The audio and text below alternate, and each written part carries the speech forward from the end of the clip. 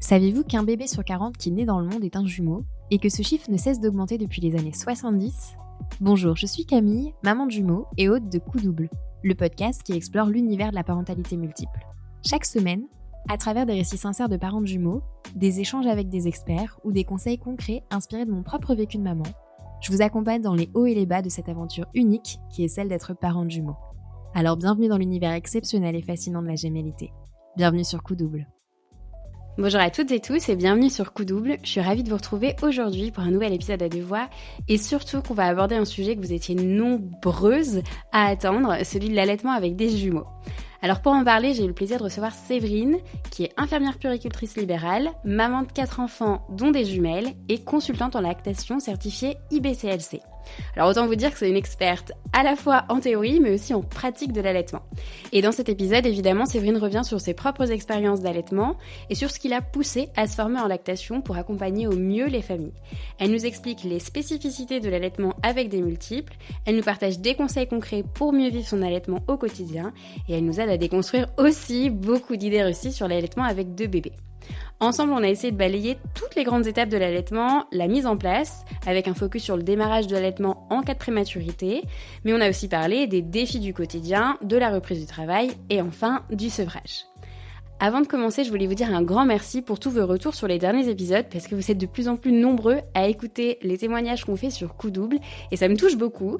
Alors si le podcast vous plaît, pensez à vous y abonner et à laisser une note ou un commentaire sur votre plateforme d'écoute préférée parce que c'est ce qui nous aide le plus à nous faire connaître. Alors maintenant, je vous laisse avec Séverine et je vous souhaite une très bonne écoute. Salut Séverine. Bonjour Camille. Comment tu vas ? Ça va, merci et toi ?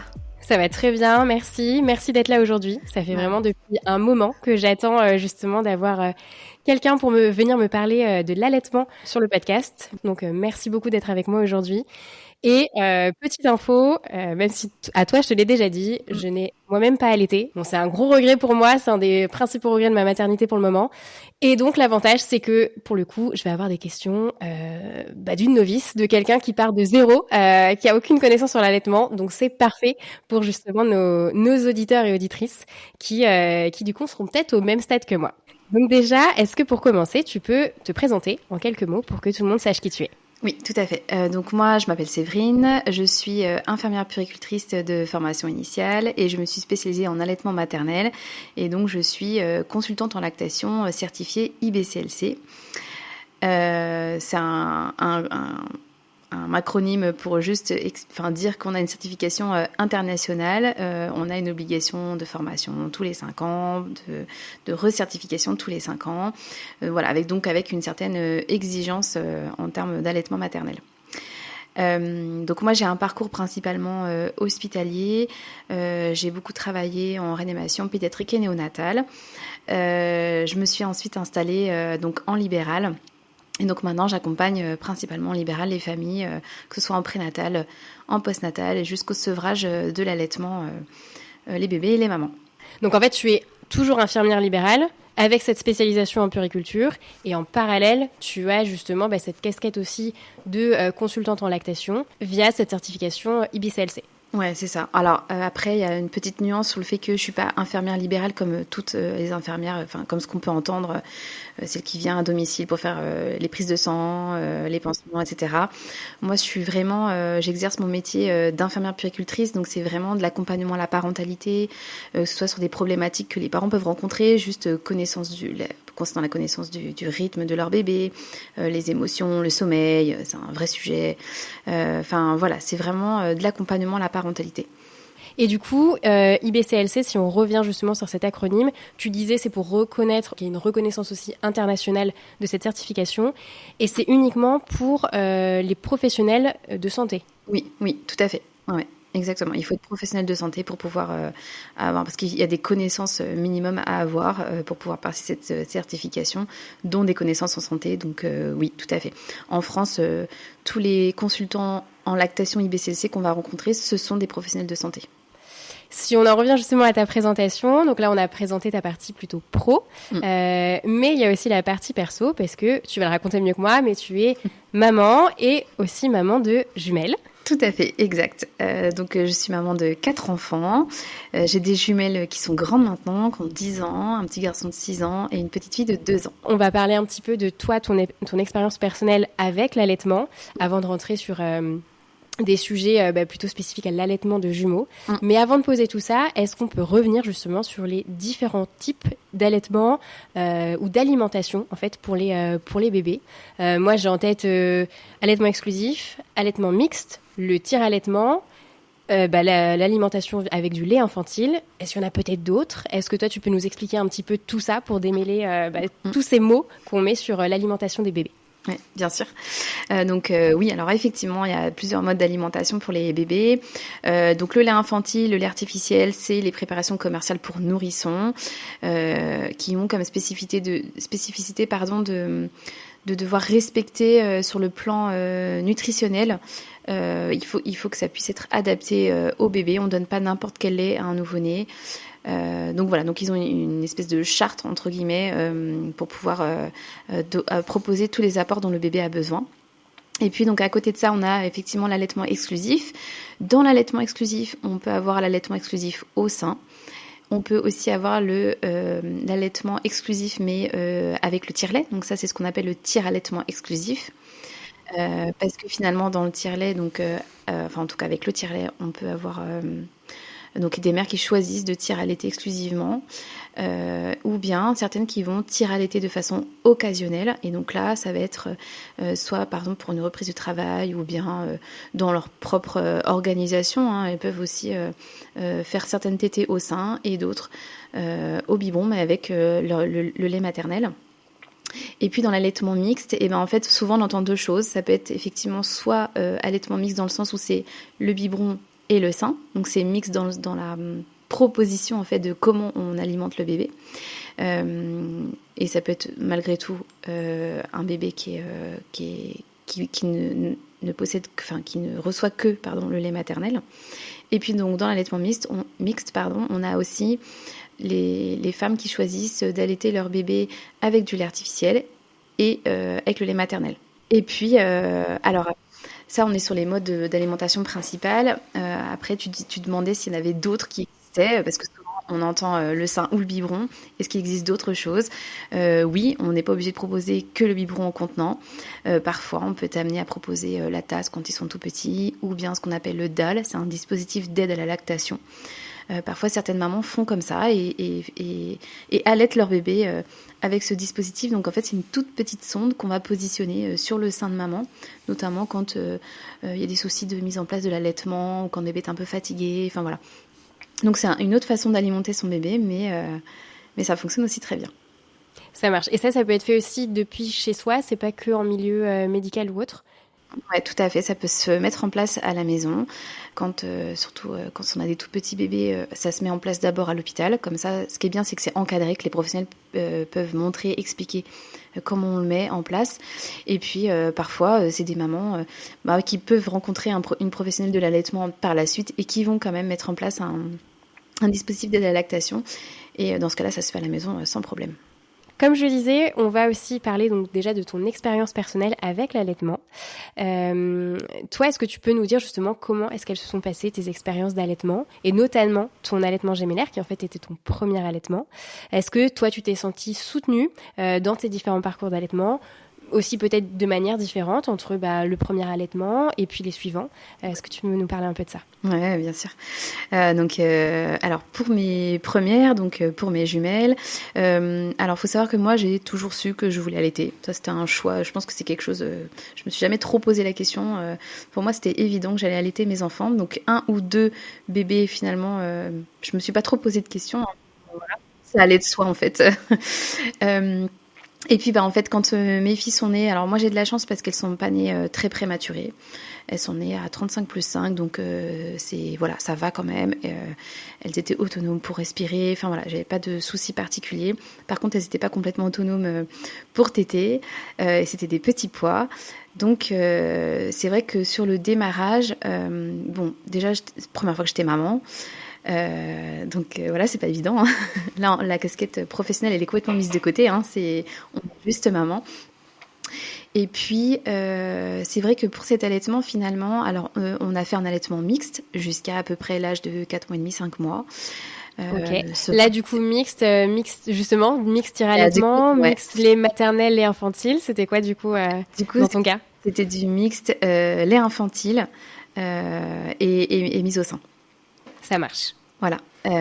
Alors pourquoi ça s'est passé comme ça finalement? Parce que je pense que au tout début, moi les professionnels m'ont très vite dit que en fait ça allait être compliqué d'allaiter exclusivement deux bébés, des jumelles. Et que du coup, non, il fallait introduire le lait artificiel tout de suite en fait, parce que c'était pas possible. En fait, c'était un peu le discours que j'ai eu. Et du coup, à l'époque, bon, d'accord, très bien. Et pourtant, alors, tu vois, en y réfléchissant un petit peu, je me suis dit, mais finalement, pourtant, la sage-femme, quand j'ai fait les cours de prépa, elle m'avait bien dit que c'était possible. Hein. Mais voilà, une fois que les bébés étaient là, les professionnels en face qui nous ont pris en charge, pris en soin, ils n'ont pas eu le même discours et je me suis un peu laissée porter. Et je me suis pas trop posé de questions. Je me suis dit, s'ils disent que c'est pas possible, c'est pas possible. Donc, d'accord. Voilà, on va faire ça comme ça.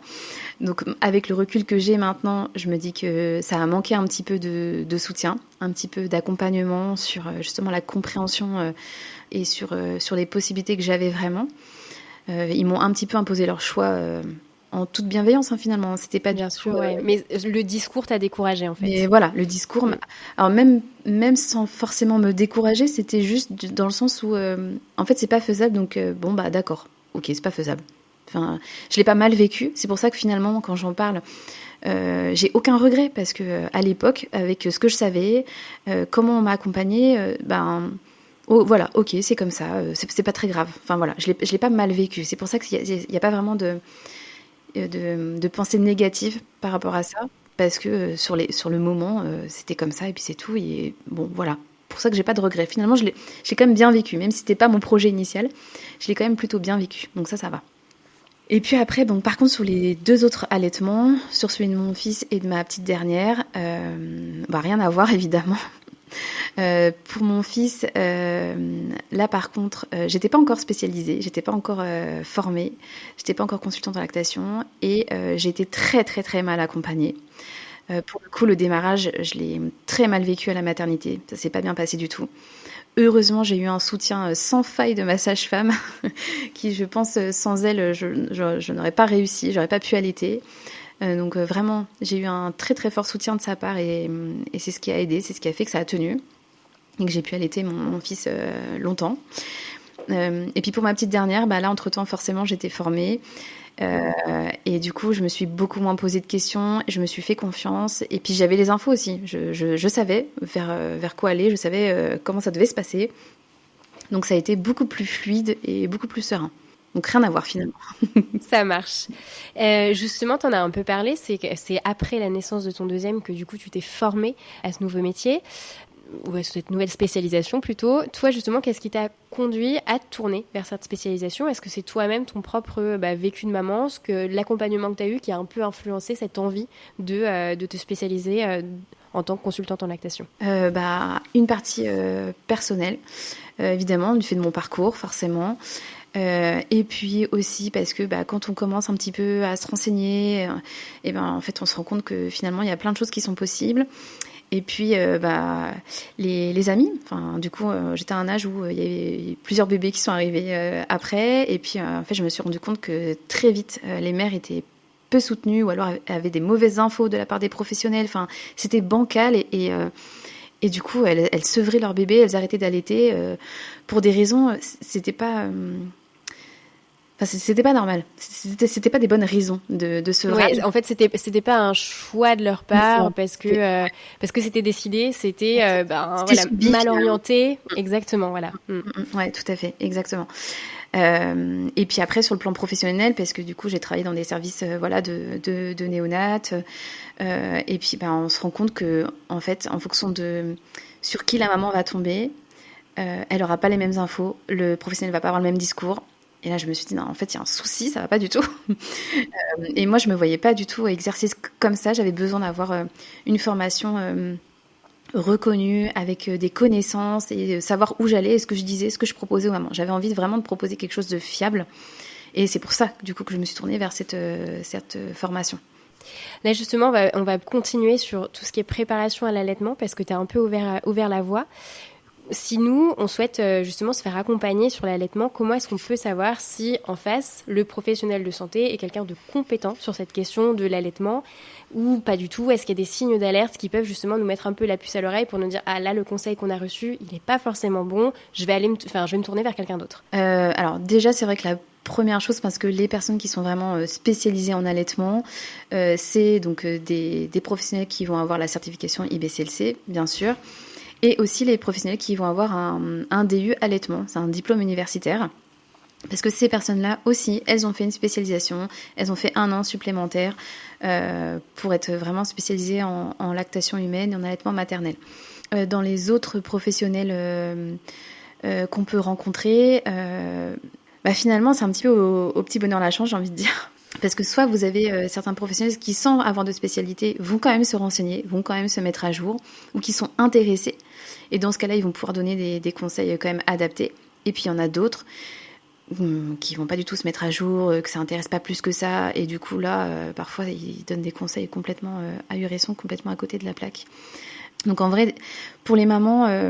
ce qui est bien parfois, c'est de se dire ok, qu'est-ce qu'elle m'a dit ? Peut-être que je vais me renseigner un peu. Peut-être que je vais lire certains livres, parce que maintenant, on peut trouver des sources quand même pour voir. Et puis, parfois, si vraiment ça ne nous suffit pas, on peut se dire je vais m'orienter vers une professionnelle de l'allaitement, vraiment, pour avoir des bonnes infos et être sûre que ce que je sais, que ce qu'on m'a dit, c'est ok, c'est bien ça, et je peux y aller, quoi. Ok. Pareil, ça introduit un peu ma question suivante. Si nous, on veut se renseigner sur l'allaitement pour quelqu'un qui n'y connaît rien, justement, est-ce que toi, tu as des sources fiables à nous citer sur lesquelles on peut se renseigner sur cette question d'allaitement ? Oui, alors effectivement, il y a des ouvrages. Je pense notamment au manuel très illustré de l'allaitement maternel. Alors moi, ce que j'aime bien dans cet ouvrage, c'est que c'est des dessins. C'est sous forme de BD, il y a un peu d'humour. Du coup, c'est assez ludique, c'est facile à lire. Donc ça, c'est plutôt sympa. Et après, j'ai certaines de mes consoeurs aussi qui ont écrit des livres. Je pense à Julie Piétenu, Carole Hervé, qui ont écrit des livres sur l'allaitement maternel. Suzanne Colson aussi, qui est une sage-femme qui vit en Angleterre, mais qui a écrit un livre et qui en a sorti un il n'y a pas très longtemps, à destination des parents et des mères, sur l'allaitement instinctif. Et je trouve que ça, c'est des ressources qui sont intéressantes. Ça marche. On remettra du coup les informations, je remettrai les informations sur ces livres dans la description du podcast et puis aussi en story sur Instagram. Comme ça, tout le monde pourra les retrouver facilement. Si du coup on continue sur cette question de préparer son allaitement, est-ce qu'il y a des achats indispensables à faire, des objets à avoir pour démarrer un allaitement ? En vrai, pas vraiment. Ouais. Finalement, pour qu'un allaitement se passe au mieux, il faut des seins, du lait et un bébé qui tète. Voilà, c'est un peu la base. Jusque-là, la nature a tout fait. C'est ça, exactement. Après, pour améliorer son confort, oui, on peut avoir besoin d'un coussin d'allaitement. Alors, plus ou moins encombrant, parce que finalement, des fois, quand ils sont, avec l'expérience que j'ai maintenant avec les mamans, les grands coussins d'allaitement, des fois, c'est très bien pour pendant la grossesse, parce que pour dormir, on est confortable dessus. Et puis, une fois qu'on a notre bébé, c'est un peu moins confortable, et c'est pas toujours évident à positionner. Donc, parfois, il vaut mieux avoir plein de petits coussins qu'un gros coussin d'allaitement. Voilà. Donc, finalement, il n'y a pas besoin de grand-chose. Ça marche. Et pour le tire-lait, pour celles qui s'orientent plutôt vers un tire-allaitement ou un allaitement mixte avec un tire-lait, est-ce que toi, tu as des modèles recommandés, des marques spécifiques qui pourraient être, qui sont adaptées ? Alors, pour ce qui est du tire-lait, évidemment, ça dépend aussi à quel moment on a besoin du tire-lait. Est-ce que c'est pour lancer une lactation ? Est-ce que c'est pour une reprise du travail ? Parce que tous les tire-laits ne se valent pas, ils ne sont pas tous de qualité hospitalière, mais en même temps, quand la lactation est bien installée et que c'est juste pour une reprise du travail, on n'a pas forcément besoin d'avoir un tire-lait de qualité hospitalière. Donc voilà, ça c'est assez variable. Donc à la maternité, les mamans, elles peuvent demander à avoir une ordonnance pour louer un tire-lait de qualité hospitalière. Et ça, on peut en trouver facilement à la pharmacie ou bien sur des sites internet de location de tire-lait. Et puis après, donc sur les reprises de travail ou sur du ponctuel, parfois les mères, elles vont plutôt acheter un tire-lait. Et dans ce cas-là, ce qui est beaucoup plébiscité ces derniers temps, c'est tout ce qui est tire-lait portatif dans les soutiens-gorge. Et ça, c'est vrai que ça peut être un bon compromis parce que ça permet de tirer son lait assez facilement, un peu là où on veut, et que, enfin, c'est assez discret. Je veux pas dire que ça se voit pas. Ouais, c'est ça. De rester quand même aussi mobile. Voilà, c'est ça. Exactement. Donc ça c'est plutôt intéressant. Et puis par contre, ce qui est important dans le tire-lait, et ça c'est quelque chose vraiment qui est primordial, c'est d'avoir des tailles de tétrelles adaptées. Parce que ça, parfois, je pense même à certains tire-laits qu'on peut louer en pharmacie, ils vont vous dire, prenez celui-ci, c'est une taille de tétrelle universelle, donc ça va à toutes les femmes. Non, en fait, pas tout à fait. Parce qu'il y a des femmes qui font 1m50 et d'autres qui font 1m80, certaines font du 35 et d'autres elles font du 40. Donc on peut pas me dire que pour les mamelons c'est la même chose, c'est universel. Non, c'est pas le cas. Il faut vraiment trouver la taille qui nous convient. Vraiment, ça c'est hyper important. Pour que ce soit confortable, non douloureux et qu'on tire le plus de lait possible. Voilà. Ça marche. Moi, j'ai une dernière question sur justement cette préparation à l'allaitement. Tu l'as un peu dit, et moi, c'est un peu aussi mon cas. Quand on attend des jumeaux, on se dit que du coup, c'est la mère qui va porter quasiment seule l'alimentation des bébés si on fait le choix de l'allaitement. Quand on a 2 enfants à naître, voire plus, du coup, on se dit que on n'aura le temps pour rien à part l'allaitement. Comment est-ce que l'entourage, et notamment le coparent, s'il y en a un, il peut soutenir une maman allaitante? Comment est-ce que lui il peut se préparer, essayer de s'impliquer dans cet allaitement à venir ou cet allaitement en place? Alors déjà, comment est-ce que le coparent peut se préparer? Juste en étant là aussi au cours de prépa avec la sage-femme ou bien au rendez-vous avec une consultante en lactation si les parents décident de prendre rendez-vous avant pour que lui, il puisse recevoir les informations au même titre que la maman, qu'il les entende également et qu'ils sachent aussi un peu comment ça se passe, comment ça se met en place. Ça, c'est hyper important. Donc déjà que si le coparent est impliqué déjà là, dès la grossesse, finalement, c'est déjà un bon point. Et puis après, donc sur le soutien à la mère, parce que c'est vrai qu'allaiter un bébé et allaiter 2 bébés ou plus, forcément, ça demande... beaucoup d'investissement, beaucoup de dons de soi de la part de la maman, ça c'est une évidence. Et donc, en fait, le coparent, qu'est-ce qu'il peut faire? Il peut déjà s'occuper de toute... alors, c'est peut-être pas très drôle, mais en tout cas déjà l'intendance de la maison pour décharger sur le plan de la charge mentale de la maman, qu'elle se dise pas, il faut que je fasse le ménage, il faut que je fasse à manger, enfin voilà, tout ça, non. Il faut vraiment qu'elle puisse se reposer et s'occuper de ses bébés et alimenter ses bébés. C'est déjà beaucoup. Et puis il va pouvoir les porter les bébés, le ou les bébés, les masser, faire le change, faire le bain, enfin voilà, faire d'autres choses que l'alimentation. Mais en réalité, il peut faire énormément de choses. Tout ce qui est massage, tout ça, c'est aussi ce qui permet de créer du lien avec son bébé. Donc c'est pas parce qu'ils n'alimentent pas leur enfant qu'ils ne peuvent pas créer du lien. Parce que ça, parfois, c'est une idée qu'on a aussi. On dit, il faut que mon conjoint puisse donner le biberon pour qu'il puisse créer du lien. Mais non, pas forcément, on n'est pas obligé de passer par là pour créer du lien, il y a plein d'autres façons de faire. Donc voilà, donc c'est surtout le autour et pour pouvoir relayer sur d'autres moments, sur le portage, sur les câlins, sur toutes ces autres petites choses. Puis j'imagine que même la nuit, du coup, c'est un peu pareil. Certes, c'est la maman qui va allaiter le bébé, mais le coparent peut être là pour changer la couche avant, pour rendormir ensuite, si le bébé se rendort pas au sein. Enfin voilà, ça peut être aussi des nuits partagées comme ça. La maman allaite, mais le reste peut aussi être géré par le coparent. Bien sûr. Oui, tout à fait, exactement. En fait, c'est vraiment un travail d'équipe finalement. Et puis encore plus quand on a des multiples, parce que là, il y a 2 bébés. Alors ok, la maman, elle a 2 mains, elle a 2 seins, mais c'est quand même plus pratique, plus facile quand il y a 2 parents, parce que du coup, le coparent peut prendre le relais, faire patienter un des bébés par exemple, ou changer le premier quand le deuxième est au sein, et inversement, enfin voilà. Il y a quand même possibilité de soutenir vraiment la maman quand il y a 2 petits bébés comme ça. On trouve sa place.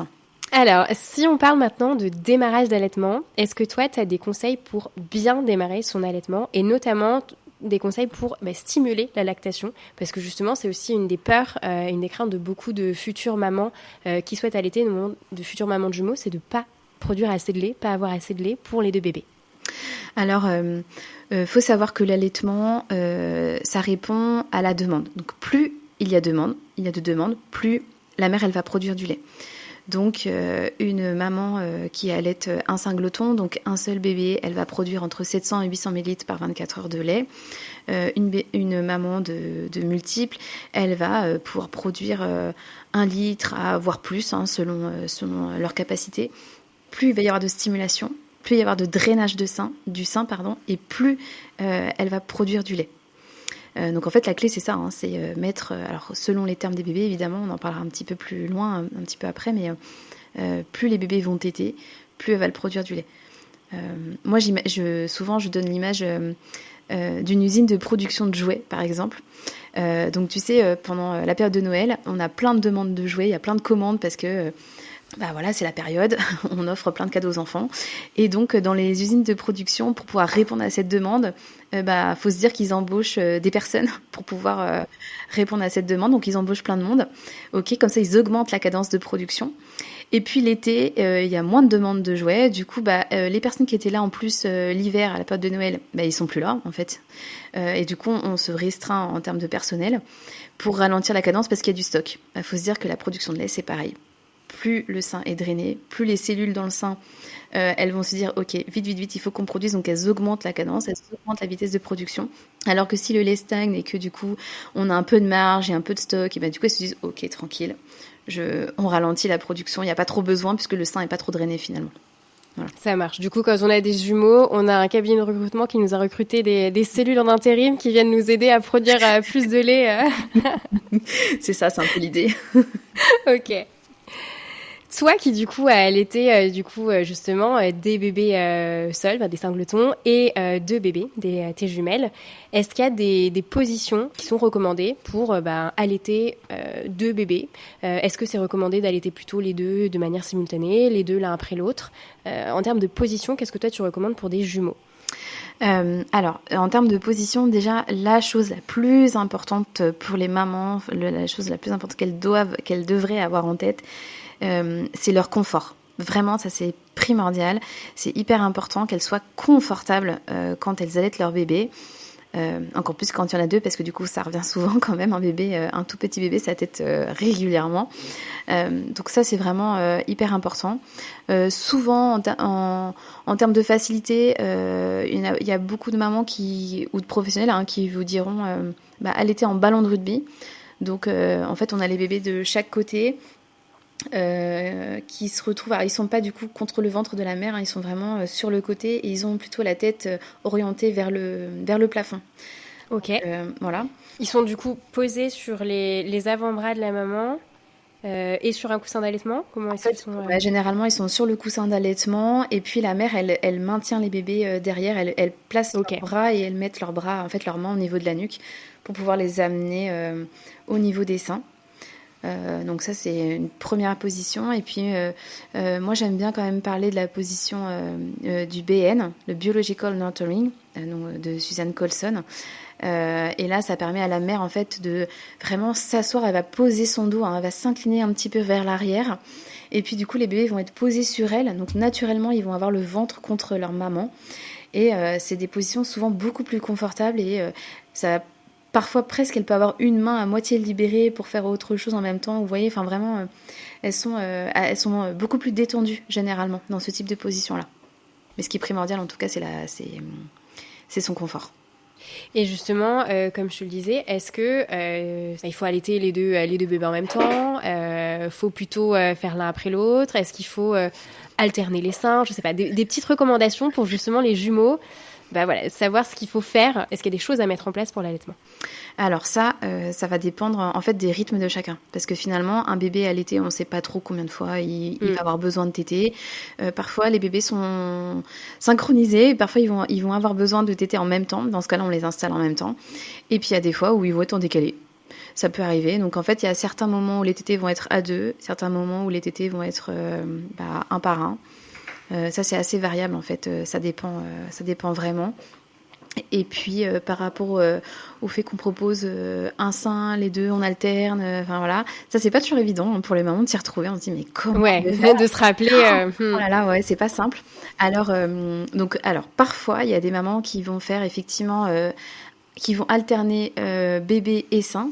Donc du coup, J1 va être sur le sein droit et la tétée suivante, il va être sur le sein gauche. Et puis J2, inversement, sein gauche puis sein droit. Pour pouvoir s'en rappeler, parce que clairement en postpartum, on est quand même très fatigué, donc c'est pas évident. Certaines mamans vont utiliser des petits bracelets de couleurs différentes, par exemple, qu'elles vont positionner sur le poignet. Quand bébé aura tété côté gauche, elles vont le mettre côté gauche. Et comme ça, elles savent que la fois d'après, il va falloir qu'elles inversent. Donc elles vont inverser bébé. Ça peut être un petit moyen mémotechnique. Et puis parfois sur les fonctionnements d'allaitement ou sur l'organisation des tétés, on va pas forcément faire tout le temps un bébé qui va faire sein droit puis sein gauche puis sein droit puis sein gauche. Ça arrive, en fait, c'est vraiment dépendant des mamans aussi. Hein. Parfois, elles font 4 ou 5 heures. J1 va être sur le sein gauche, J2 sur le sein droit. Et puis au bout de 5 heures, pouf, elles changent. Ça, c'est variable. Ça dépend vraiment des mamans, des bébés, de la lactation. En gros, il n'y a pas de ligne de conduite stricte. Il n'y a pas une seule façon de faire, il y a plein de façons de faire. L'idée, c'est de s'y retrouver un petit peu et de se dire, ok, c'est bon, là, j'ai trouvé mon équilibre, je suis bien comme ça fonctionne bien, voilà. Surtout qu'il faut aussi avoir en tête que, en fait, quand on a des multiples, il y a souvent un bébé qui tète un peu mieux, qui est un peu plus efficace que le deuxième. Donc voilà, souvent quand par exemple on allaite les deux en même temps, le premier, le fait qu'il soit un peu plus efficace au sein, il va permettre de stimuler aussi le réflexe d'éjection de l'autre côté, pour son frère ou pour sa sœur. Ça marche du coup. Alors la question tout à fait naïve, c'est pas un sein qui produit et l'autre peut-être un petit peu moins. C'est la production, elle est similaire pour les deux seins ou pas ? Alors pas tout à fait, parce que souvent on produit plus d'un sein que de l'autre. Mais par contre sur les mises en place de l'allaitement, effectivement en fait quand un sein est stimulé d'un côté, souvent le deuxième il se met aussi en route. Ça marche. Donc c'est pour ça que quand on a des jumeaux finalement et qu'il y en a un qui stimule un petit peu plus, qui est un petit peu plus efficace, et ça aide son frère ou sa sœur à côté, parce que du coup il reçoit du lait un peu tout seul en faisant moins d'efforts quoi. Ok. Justement, encore question démarrage de l'allaitement. On a un peu parlé, justement, tu parlais de l'âge des bébés et du coup, le démarrage de l'allaitement dépendait aussi de l'âge des bébés. Quand on parle de jumeaux, la question de la prématurité, c'est quand même une question qu'on aborde aussi beaucoup. Est-ce qu'il y a des choses spécifiques qui sont mises en place autour de l'allaitement en service de néonatologie ? Est-ce qu'il y a des protocoles particuliers qui sont appliqués ? Et est-ce que toi, tu as des conseils, des astuces ou des particularités à connaître si on souhaite allaiter ses bébés, mais qu'il y a la question de la prématurité ? Donc là, effectivement, on rentre dans un sujet un petit peu plus sensible. C'est vrai que plus le bébé naît prématurément, et moins il est mature, et donc plus il va avoir de difficultés à téter. Et donc déjà, alors en fait, téter, c'est quelque chose de... c'est assez complexe finalement pour le bébé. Même pour un bébé à terme, en fait, au démarrage, parce qu'il faut qu'il apprenne à coordonner succion, déglutition, respiration. Donc, en fait, il y a plein d'actions qui se passent en même temps, et c'est pas simple pour les bébés. Et donc, un bébé qui naît prématurément, généralement avant 33-34 semaines, c'est quelque chose qu'il n'arrive pas forcément à faire. Donc c'est uniquement à partir de 33-34 semaines que le bébé va réussir à coordonner tout ça, et ça se fait aussi de façon très progressive, hein. C'est pareil, hein, c'est pas du jour au lendemain, vous ça y est, il y arrive, ça se fait de façon très progressive. Donc avant ça, dans tous les cas, l'allaitement ne pourra pas démarrer au sein.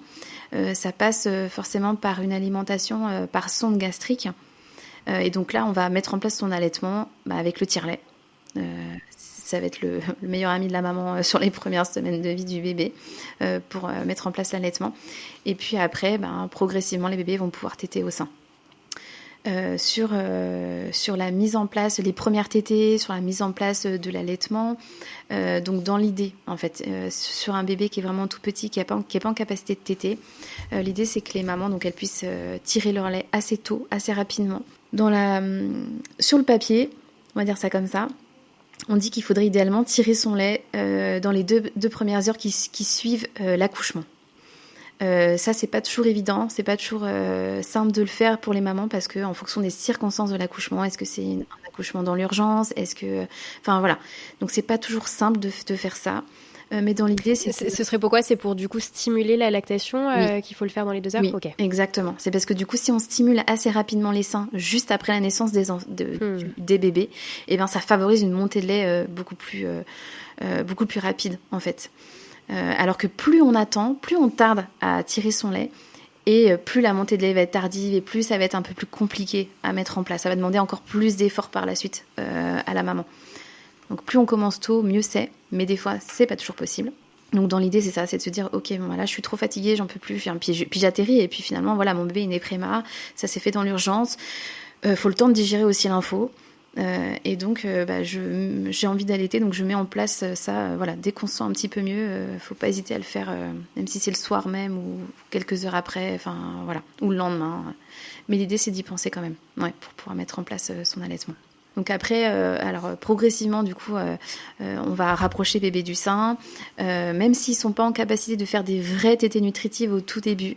On va commencer par du sein contact. Donc en fait, on va faire du pot à pot avec son bébé.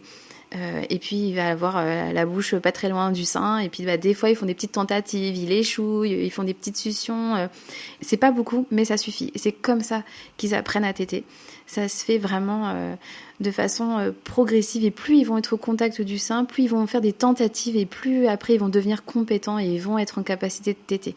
Donc il faut pas hésiter à faire du pot à pot avec son bébé, de laisser, s'il montre des petits signes qu'il est prêt, qu'il essaye d'aller vers le sein et de téter un petit peu, ok, on y va doucement, même s'il prend pas tout le sein dans la bouche, même si voilà, c'est le début et c'est normal, et c'est pas grave, c'est très bien, ça va se faire vraiment de façon progressive. Faut essayer de pas se mettre la pression par rapport à ça.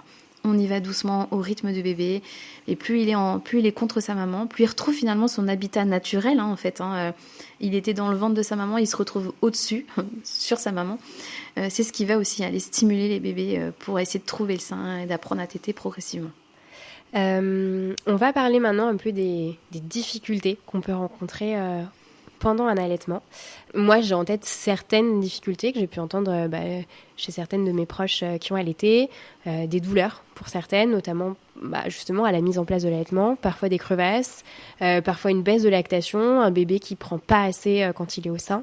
Toi, est-ce que tu as justement des astuces pour justement un peu prévenir ou régler ces petits soucis, et si on est confronté à ces petits soucis, qu'est-ce qu'on peut mettre en place, quels ajustements on peut faire pour éviter que ces soucis s'installent et qu'ils deviennent compromettre l'allaitement qu'on a mis en place. On peut faire plusieurs choses. Alors déjà, sur tout ce qui concerne les douleurs et les crevasses, ça c'est quelque chose qui est pas normal. Même au démarrage de l'allaitement, c'est pas censé être douloureux.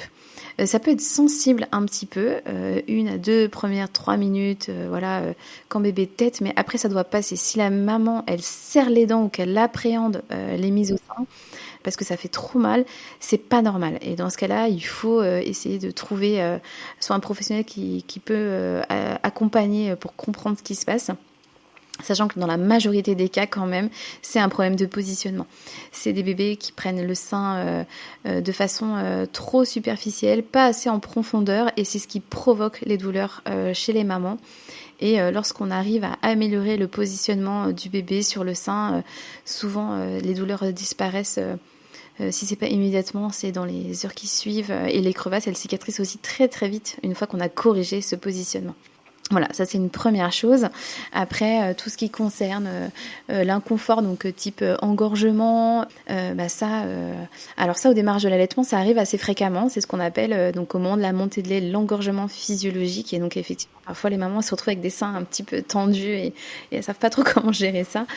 Dans l'idée, c'est de se soulager, de drainer. Donc on peut déjà, pour soulager, soit mettre du chaud, prendre une douche bien chaude et puis exprimer son lait un petit peu à la main, ou bien mettre des petites bouillottes chaudes sur les seins, des fois ça permet de soulager, ou bien de mettre du froid. Donc ça c'est pareil, ça dépend des mamans, mais le froid ça peut aussi soulager entre les tétées. C'est quelque chose qui est assez intéressant. Si vraiment elles sont aussi très douloureuses en lien avec l'engorgement, elles peuvent aussi prendre des antidouleurs.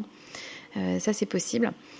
C'est compatible avec l'allaitement maternel, et ça, une fois de plus, on peut se rapprocher d'un professionnel de santé pour s'assurer que c'est ok. Donc voilà pour l'engorgement. Et donc dans l'idée, c'est vraiment de proposer un peu plus le sein à bébé, finalement, pour qu'il draine le sein et puis qu'il puisse désengorger un peu les seins de maman. Et puis pour ce qui est de la baisse de lactation, alors ça, normalement, c'est pas quelque chose qui peut arriver comme ça du jour au lendemain sans raison particulière. Parce que la lactation, quand elle s'installe, en fait, c'est comme un espèce de réseau qui se tricote. Et ce réseau, il se tricote déjà pendant la grossesse. puisque dès le 4e mois de grossesse, finalement, la mère, elle produit déjà du colostrum. Donc le colostrum, c'est le premier lait qu'on va sécréter. Et donc ça, déjà depuis le 4e mois de grossesse. Donc sur toute la fin de la grossesse, ce petit réseau continue de se tricoter, de se préparer pour l'arrivée du bébé.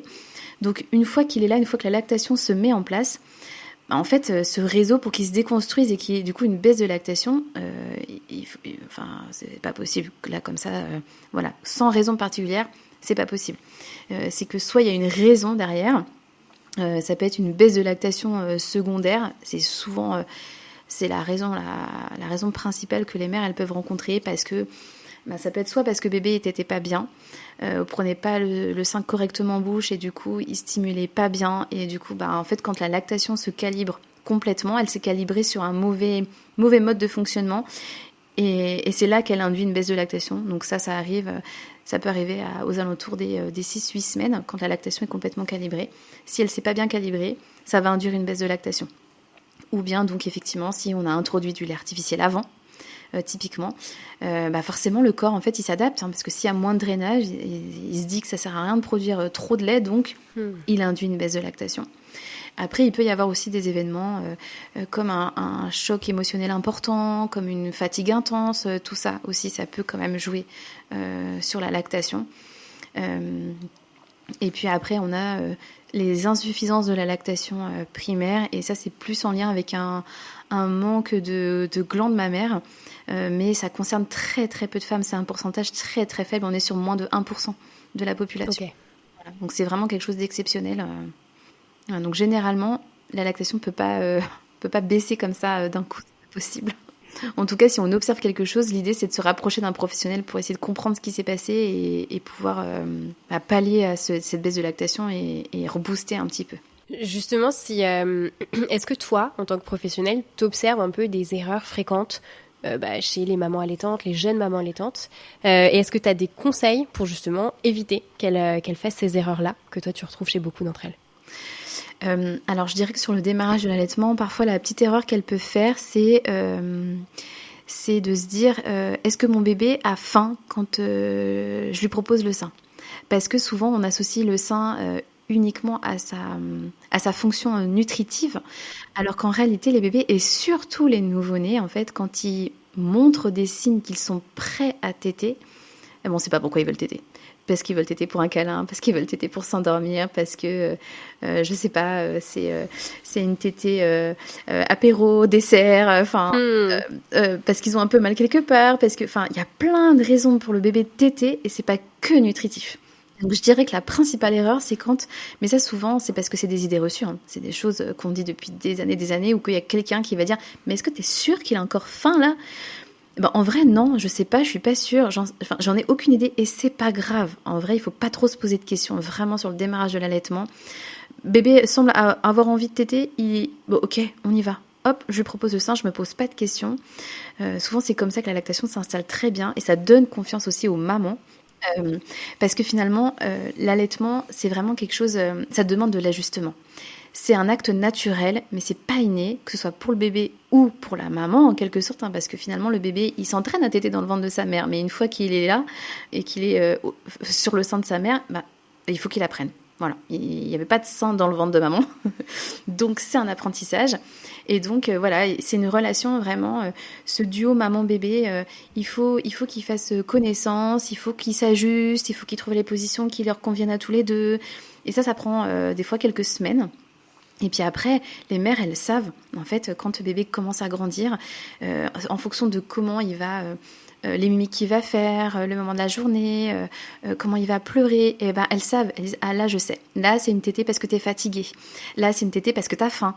Elles le reconnaissent après, mais au début, elles savent pas, personne sait, et c'est pas grave, en vrai, on s'en fiche. Ouais, mais c'est comme, en fait, sur tous les pôles, en fait, à partir du moment où t'as ton bébé, t'apprends à le connaître, vous apprenez à vous connaître mutuellement. Et là, ça marche aussi sur l'allaitement, c'est apprendre à se connaître pour savoir ce que veut ton bébé, ce dont a besoin ton bébé. Exactement. Et c'est vrai que ça, c'est pas facile parce que, en fait, dans notre culture, dans notre société, on est quand même très porté sur comment est alimenté le bébé, est-ce qu'il tète bien, est-ce qu'il est toujours efficace. Enfin voilà, du coup, ça met une certaine pression maman qui fait que ça, elle doute. Et souvent, c'est ça, hein. Souvent ça commence par ça, hein. C'est le doute, faire douter la mère. Et c'est là que ça peut être compliqué parce que du coup on se dit bah oui, est-ce que vraiment il a faim, est-ce que je l'allaite pas trop, est-ce que je le mets pas trop au sein? Non, en vrai on se pose pas trop de questions finalement. Et comme ça c'est plus facile après. Est-ce qu'il faut prêter attention justement, tu as un peu répondu à la question, mais justement au temps passé au sein, par exemple, voilà, je ne sais pas si mon bébé prend assez, je vais voir sur une journée combien de temps est-ce qu'il passe au sein. Est-ce que c'est une métrique importante ou intéressante à regarder? Non. Non, surtout, alors là on va parler pas d'une situation bien spécifique, hein, mais vraiment quand les bébés globalement ils vont bien, qu'il n'y a pas de soucis particuliers, qu'ils sont pas plus fatigués, enfin voilà, qu'il n'y a pas de jaunisse, il n'y a pas d'ictère, il n'y a pas de choses comme ça. Quand les bébés vont bien, non, on se pose pas de questions, on laisse tomber la montre justement, on la laisse de côté. Parce que y a certaines tétées qui peuvent durer 10 minutes, comme il y a d'autres tétées qui peuvent durer 40 minutes. Et en soi, quand tout va bien, tant que bébé prend du poids de façon régulière et qu'il a un développement harmonieux, c'est pas grave, on se pose pas de questions, c'est pas un souci. C'est ça parfois qui est difficile dans l'allaitement, c'est que finalement on peut pas quantifier ce que le bébé prend en 4 heures. Il faut vraiment se fier aux signes qu'il va montrer. Il faut faire confiance à son bébé. En fait, au-delà de se faire confiance à soi, il faut aussi faire confiance à son bébé. Et ça, c'est pas toujours simple, du coup, parce que justement, on découvre. Donc, on se dit, est-ce que c'est ça, est-ce que c'est pas ça? Si on parle moi j'ai un dernier défi justement de l'allaitement en tête, c'est celui de la reprise d'une activité professionnelle, la reprise du travail, dont on a un petit peu parlé en parlant du coup du tire-lait. Comment est-ce que justement une maman qui allaite peut bien se préparer et s'organiser pour la reprise du travail et puis pour justement continuer son allaitement alors que ses bébés vont être gardés? Alors ça, en fait finalement là je trouve que parce que souvent on parle des consultantes en lactation au démarrage de l'allaitement, un peu moins sur la suite de cette aventure lactée, mais en fait je trouve que vraiment sur la préparation, sur la reprise du travail, je pense que c'est vraiment quelque chose qui peut être intéressant de se tourner vers une professionnelle de l'allaitement, parce que justement en fonction de l'âge que va avoir les bébés quand la mère va reprendre le travail, la conduite va pas être la même. Et donc de pouvoir se dire ok, comment ça se passe, comment je vais pouvoir m'organiser, de pouvoir se poser et de réfléchir à tout ça, c'est plus facile avec une professionnelle qui va pouvoir aussi guider, mettre des petits points de vigilance sur quelle quantité on attend pour un bébé sur une journée, combien est-ce qu'il va pouvoir boire, quel contenant on va lui proposer, sur les modes de recueil, de conservation du lait maternel, tout ça, c'est des choses qu'on peut facilement aborder en rendez-vous avec une consultante en lactation et qui va pouvoir rassurer les mamans, parce que c'est ça aussi, hein. C'est rassurer la maman sur cette reprise du travail, hein, c'est pas évident. Et ça, en général, c'est bien de pouvoir se dire, je commence à me préparer à peu près 1 mois avant la reprise du travail. Comme ça, j'ai toutes les cartes en main, je sais comment je mets en place le tire-lait, si je peux si je peux faire un peu de réserve, par exemple. Enfin, voilà. Moi, maintenant, j'aimerais aborder du coup la dernière thématique de cet épisode, c'est justement la fin de l'allaitement et la question du sevrage. Comment est-ce qu'on sait que c'est le bon moment pour arrêter ou pour réduire son allaitement avec un bébé ou même avec 2? Alors ça, c'est dépendant de chaque maman. Une fois de plus, j'ai pas une réponse, une seule et unique réponse. C'est variable en fonction des mères, en fonction des couples, en fonction du projet. Est-ce qu'on veut aller sur un sevrage naturel? Est-ce qu'on se dit je vais allaiter jusqu'à 1 mois, 4 mois, 6 mois? Enfin voilà. Ça, c'est vraiment propre à chacune. En tout cas, ce qui est sûr, c'est qu'il faut que ce soit un choix qui vient de la mère et pas quelque chose qu'on lui impose. Ça, c'est la première chose. Personne n'a à dire à une maman, là il a 6 mois, il est temps de le sevrer. Non, en fait, ça dépend de vous, ça dépend de son envie, de son projet tout simplement. Donc en tout cas, ça doit pas venir de quelqu'un d'extérieur, ça doit vraiment venir de la maman. Et quand elle sent que c'est le moment, qu'elle a envie de sevrer son enfant, et c'est ok. Dans ce cas-là, on y va, on entame le sevrage et puis c'est pareil, il y a plein de types de sevrage. Il y a le sevrage total, il y a le sevrage partiel. Après, parce qu'on peut très bien allaiter exclusivement pendant plusieurs mois, puis après se dire, là, je vais partir sur un allaitement mixte. Ok, il n'y a pas de souci. En fonction de l'âge des enfants aussi, des fois, on se dit, je vais faire un sevrage nocturne et je conserve les tétées de la journée. Ou alors juste, il a du lait artificiel quand il est chez l'assistante maternelle ou à la crèche, et puis le reste du temps, quand on est ensemble, il est au sein. Il y a plein de façons de faire. Et ça, voilà, une fois de plus, ça peut s'accompagner. Les professionnels de la lactation, de l'allaitement sont là aussi pour le sevrage. Et parfois, c'est ce qui permet d'avoir les idées plus claires aussi, de pouvoir se poser en disant, OK, qu'est-ce qui s'offre à moi ? Qu'est-ce que je peux faire ? Qu'est-ce que je peux proposer à mon bébé ?